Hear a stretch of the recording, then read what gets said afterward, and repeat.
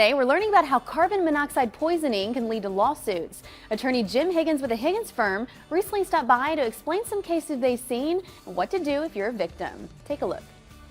Jim, welcome back. Thank you.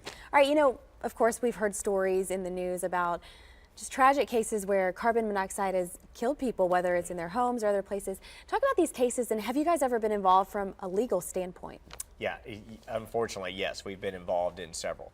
And they always tend to rise up in the wintertime more than any, because so often they come from an appliance that isn't working correctly, heat that's not done correctly, people sitting in their cars in the garage or trying to warm them up. Yeah. And yeah, we've, over the years, it seems like every year we get one or two carbon monoxide cases, and they're just devastating. And almost always there's something that could have been easily prevented. Right. So let's talk about that. Do you have any tips on how to avoid tragedies like Sure. these? Well, some of it, actually, the simplest one is just the carbon monoxide detector.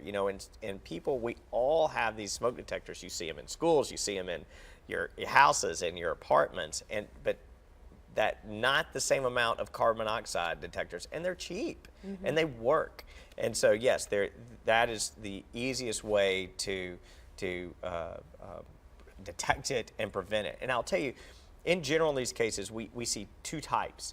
One is what we would call an acute poisoning, and that is where HVAC goes out. Like I said, we've had people that have left cars running in garage, and it is a lot of carbon dioxide. It is quick, and they'll start out with these symptoms of headache, nausea, and we've had people obviously pass from it, and it happens right then.